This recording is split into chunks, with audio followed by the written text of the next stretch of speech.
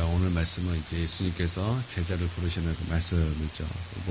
모르시는 분은 없습니다. 또 하나님께서 오늘 이 말씀을 통해서 우리 제자의 모습을 보여주실 거라고 믿고 은혜를 나누도록 하겠습니다. 사람들이 사도행전에서 보면은 그 베드로의 모습은 정말 능력의 종의 모습입니다. 베드로가 한 번 설교를 했더니 3,000명이 회개를 하고 또 한 번 설교했더니 5,000명이 회개를 하고 정말 능력의 종의 그런 모습입니다. 그래서 많은 사람들이 이 베드로의 모습을 보고서 주님 나도 베드로처럼 사용하여 주시옵소서. 나도 베드로처럼 주님께 쓰임받기를 원합니다. 그렇게 기도하며 우리 하나님 앞에 그렇게 부르짖는 사람이 참 많습니다. 그만큼 이 베드로에 대한 그 모습은 참 대단한 주의 종이다, 능력의 종이다.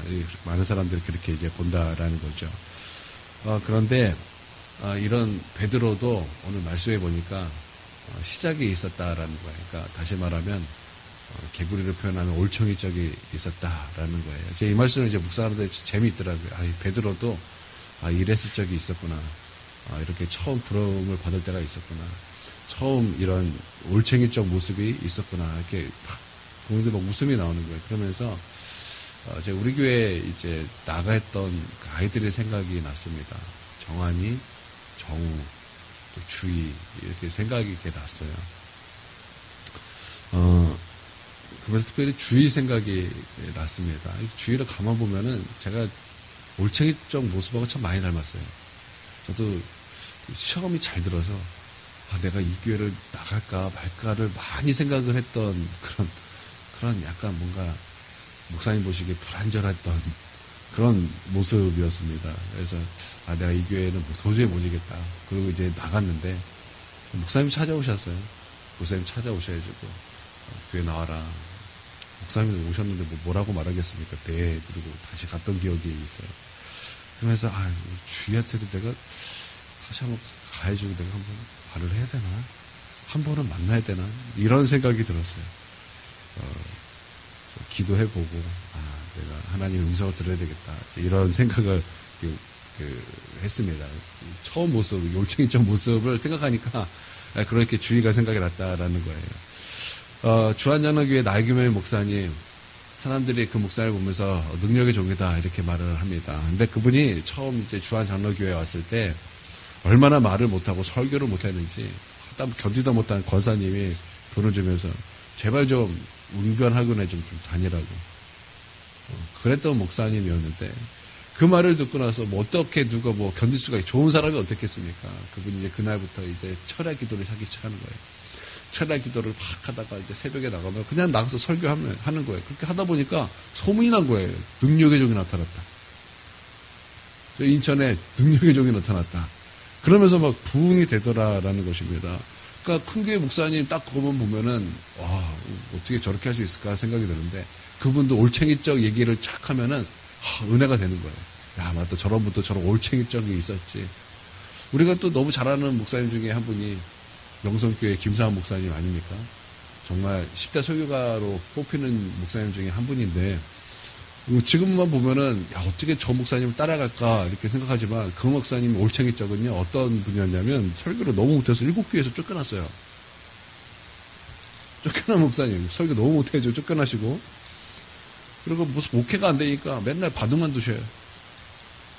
맨날 바둑만 사모님이 와서 막 그러지 말라 그러는데도 바둑만 두시다가 어느 날 이러면 안 되겠다 그러고 바둑판을 밖으로 던져버리고 그때부터 이제 기도하기 시작했더니 그때부터 목회가 되더라 라는 그런 간증을 하셨던 그 간증 내용을 제가 기억하고 있습니다. 이런 분도 이렇게 올챙이적이었던 그런 시기가 있었다라는 거예요. 누구나 다 이렇게 처음이 있다라는 것입니다. 그런데 중요한 것이 뭐냐면 과정이라는 거예요. 그냥 처음 그런 모습, 부족했던 그 모습, 그냥 부족했던 그 모습으로만 계속 있는 것이 아니라 정말 우리 하나님 앞에 나아가는 그 과정, 성장하는 그 과정이 참 중요하다라는 거예요. 우리 18절 한번 다시 한번 읽어보겠습니다. 18절 있습니다. 갈릴리 해변에 다니시다가 두 형제 곧 베드로라 하는 시몬과 그의 형제 안드레가 바다에 금을 던지는 것을 보시니 그들은 어부라. 예수님께서 일을 먼저 시작하지 않고 사람을 먼저 찾으셨고 사람을 훈련시키셨습니다. 그것이 바로 예수님의 방법입니다. 하나님의 나라에서 중요한 요소는요, 헌신하는 사람입니다. 예수님은요, 사람을 상대로 이렇게 사역을 하셨지만 예수님께서 키우신 것은 12명의 제자였습니다. 헌신하는 12제자를 키우셨다라는 것입니다. 그리고 우리 예수님께서는 12명의 제자를 키우셨고 이 12명은 예수님께서 십자가에 죽으시고 또 부활하시고 또 승천하신 후에 성령을 보내시사 또 이 성령으로 말미암아 이 12제자를 통해서 얼마나 놀라운 사도행전의 역사를 주님께서 일으키십니까? 많은 사람이 일으킨 것이 아닙니다. 예수 그리스도의 12제자 또 뒤에 헌신된 120명의 사람들, 이 소수의 사람들, 이 헌신된 사람들을 통해서 우리 하나님께서는 놀라운 성령의 역사를 일으키시더라라는 것입니다. 그러니까 교회에 이렇게 헌신된 사람이 있느냐 없느냐, 이것이 교회에 사활적으로 중요하다라는 것입니다. 왜냐하면 우리 하나님께서는요, 그냥 막 사용하시는 것이 아니에요. 그냥 한량같이 막 그냥 게으른 사람, 이런 사람을 사용하시는 것이 아니라는 거예요. 우리 하나님은요, 정말 헌신된 사람, 구경꾼이 아니에요. 많은 사람들이 있지만 많은 사람들이 구경꾼입니다. 많은 사람들이 구경꾼처럼 신앙생활 하잖아요. 근데 하나님은 그런 사람들을 쓰시는 것이 아니라는 거예요. 하나님은요, 정말 헌신된 사람, 정말 우리 하나님 앞에서 정말 그 말씀 앞에 정말 아멘하는 사람, 하나님께서 그런 사람을 쓰시더라라는 것입니다. 큰 교회 가보면은 우리가 헌신된 사람도 분명히 많을 것이고 뿐만 아니라 구경꾼들도 많을 것입니다. 많은 사람들이 익명성 신앙생활을 참 좋아합니다. 설교를 듣고 싶어서 좋은 교회를 찾아요. 그래서 막 설교를 잘하시는 목사님의 설교를 듣고 싶어서 또 큰 교회를 모입니다. 그런데 그렇게 설교를 듣고 싶어서 가지만 구경꾼으로 신앙생활을 하겠다라는 사람이 참 많다라는 거예요. 하나님은요, 구경꾼으로 신앙생활하는 사람을 쓰시지 않으세요. 왜냐하면 그들을 통해서는 하나님이 역사하실 수 없어요. 왜냐하면 구경꾼이기 때문입니다. 여러분, 우리가 무엇인가 일어나자라고 말하면요, 구경꾼들은 대부분 이렇게 말합니다. 어떻게 하면은 하지 말아야 될 이유, 그것을 생각하는 사람들이에요. 뭔가 우리 헌신하자, 우리가 순종하자, 우리가 주님의 일에 힘쓰자, 우리가 이렇게 하자, 우리가 방향을 정해서 나아가자, 그러면 어떻게든 구경꾼 자리에서 하지 말아야 될 이유를 계속 대는 거예요. 이래서 안 되고 저래서 안 되고 이거 불가능하고 이거는 상식적으로 안 되고 이거 이렇게 때문에 안 되고 안 되는 것만 그렇게 말을 하더라라는 것입니다. 그래서 새벽 예배 가자 그러면 새벽 예배 못 나와야 될 이유가 너무 많아요. 이게 구경꾼이에요. 이건 내 일이 아니라는 거예요. 중보기도 하자 그러면 이건 내 일이 아니라는 거예요. 우리가 이렇게 하자 그러면 이것도 내 일이 아니라는 거예요. 나는 딱 구경꾼이 좋습니다.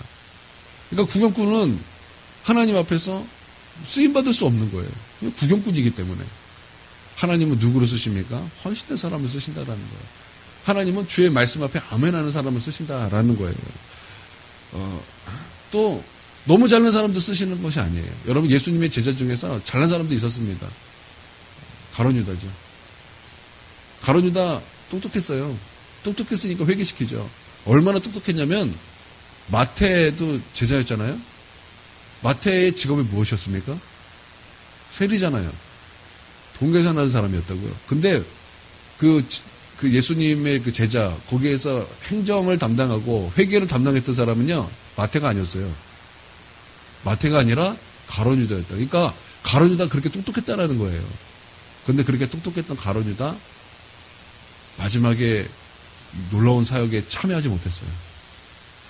오히려 하나님 말씀 앞에 부지런한 사람일 수는 있었을 거예요. 그러나 하나님 말씀 앞에 그 아멘하는 그 부드러운 마음은 아니었다라는 거예요. 하나님으로 말미암아 내가 주님으로 살겠다 그런 마음이 아니었다라는 거예요.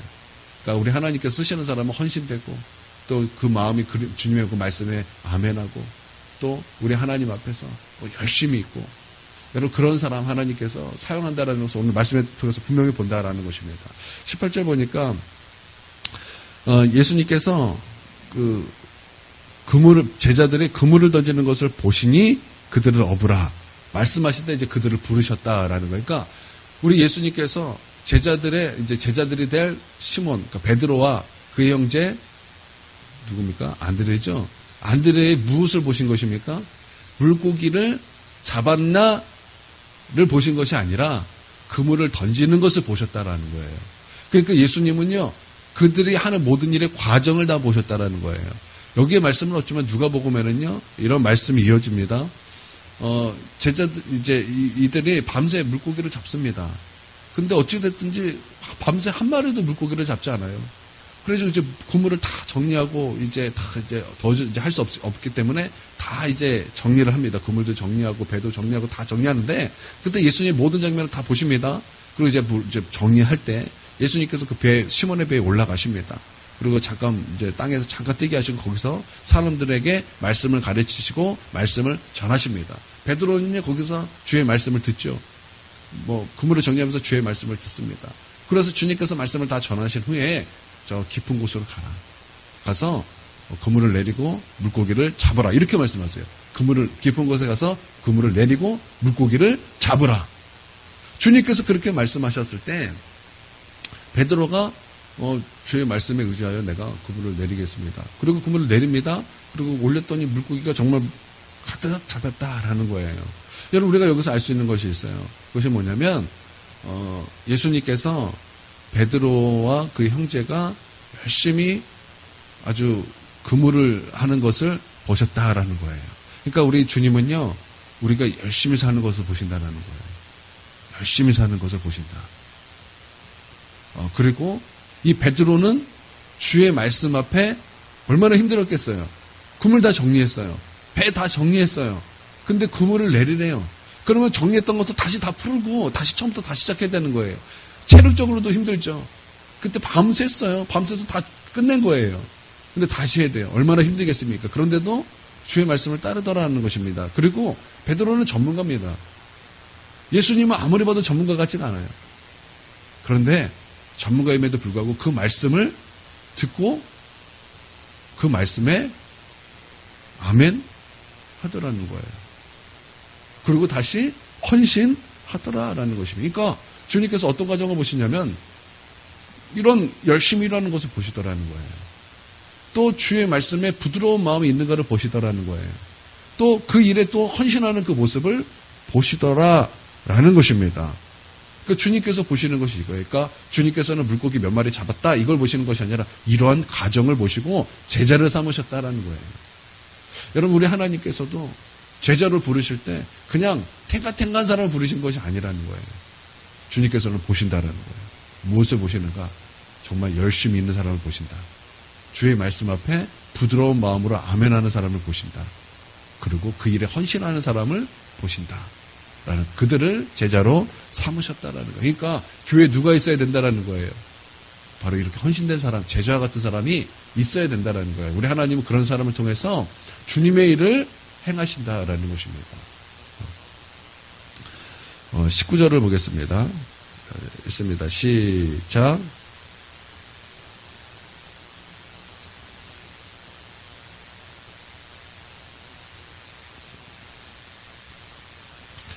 말씀하시되 나를 따라오너라 내가 너희를 사람을 낚는 어부가 되게 하리라. 말씀하시되 예수님이 말씀하시고 예수님의 말씀은 능력이 있었다라는 것을 베드로가 본 거예요. 베드로가 그것을 본 것입니다. 주님이 깊은 곳에 그물을 던지라는 거예요. 그래서 그 말씀에 순종했더니 물고기가 밤새도록 잡지 못했던 물고기가 그물에 잡히더라는 거예요. 여러분, 예수님의 말씀에는요 능력이 있는 것입니다. 여러분, 예수님의 말씀에는 능력이 있어요. 나를 따라오라. 내가 너를 사람을 낚는 어부가 되게 하리라. 베드로가 그것을 본 거예요. 그때 다시 주님이 말씀하십니다. 나를 따라오라는 거예요. 그러면 내가 너희를 사람을 낚는 어부가 되게 하리라라는 거예요. 우리 주님께서 우리를 부르셨습니다. 누구야? 나에게 나오라. 나오라는 거예요. 그러면 그 말씀에는요 하나님의 능력이 있어요. 그래서 우리가 주님의 부름을 받습니다. 여러분, 부름은 모두 다 받는 거예요. 하나님의 부름은요, 모두 다 받는 거예요. 근데 그 부름을 받고 나온 사람은 성경에 뭐라고 말하면 택한 자라는 거예요. 택한 자. 택한 자가 되는 거예요. 누가 택한 자가 되는 것입니까? 부름에 아멘한 자가 택한 자가 되는 거예요. 부르심은 다 받는 것입니다. 그래서 택한 자가 되면 너희는 택하신 족속이요, 왕같은 제사장이요, 그의 거룩한 나라가 되는 거예요. 여러분, 하나님의 말씀에는 능력이 있다라는 것입니다. 여러분, 우리가 하나님의 말씀에 순종할 때 주의 놀라운 역사를 보는 이유가 주의 말씀에는 능력이 있기 때문이다라는 거예요. 주님께서 빛이 있으라 하시니 빛이 있었고, 주님께서 말씀하시니 천지가 창조되었고, 그 놀라운 능력, 그 능력은요, 천지 창조에만 있는 것이 아니라 주의 모든 말씀에 하나님의 능력이 있다라는 거예요. 그래서 우리가 주의 말씀 앞에 순종하며 나아가면 그 말씀에 있는 능력을 우리는 반드시 경험하게 되는 거예요. 깊은 곳에 가라, 그물을 던져라, 그러면 잡으리라. 여러분, 그 말씀이 쉬웠겠습니까? 쉬운 것이 아니었다라는 거예요. 그러나 그 말씀에 순종했더니 물고기가 그 그물에 가득 차는 것을 보게 되더라는 거예요. 그것을 봤을 때 베드로가 주님 앞에 엎드립니다. 주여, 나는 죄인입니다. 나를 떠나소서. 주의 말씀의 능력을 보았기 때문에 그래요. 우리도 주의 말씀의 능력을 우리의 삶에서 정말 날마다 그렇게 보고 그것을 누릴 수 있는 저와 여러분이 되게 주님의 이름으로 축원드립니다. 그 말씀은 변하지 않습니다.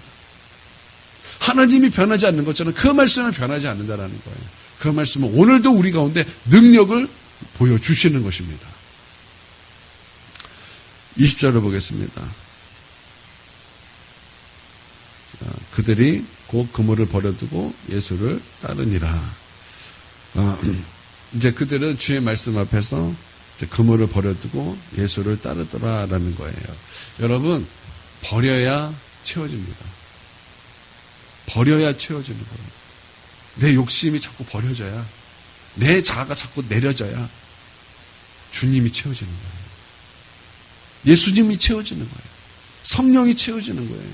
나로 가득하면요, 내 마음은 부자가 되는 거예요. 내 마음이 가득 찼는데 어떻게 주님이 내 안에 들어올 수 있겠습니까? 그래서 심령에 가난한 자가 복이 있나니 천국이 그들의 곳입니다. 내가 자꾸 내려져야지, 자꾸 내가 버려져야지 예수님이 채워지는 것이고, 성령이 내 안에 충만해지는 것이고, 하나님의 나라가 내 안에서 충만해지는 거예요. 여러분, 버리십시오. 버리십시오.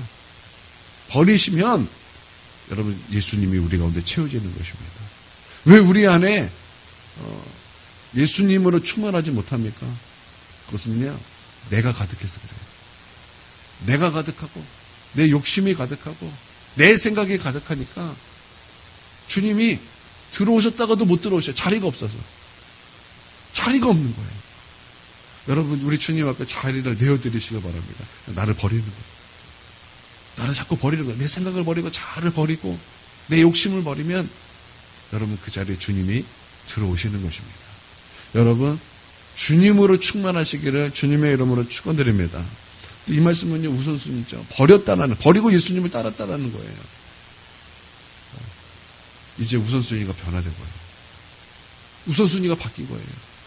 이제 헌신이 이제는 어부의 모습에서, 이제는 예수 그리스도를 따라서 영혼을 살리는, 사람을 낚는 어부의 모습으로 완전히 우선순위가 바뀌어버린 거예요. 너희는 먼저 그의 나라와 그의 의를 구하라. 그리하면 이 모든 것을 너에게 더하시리라.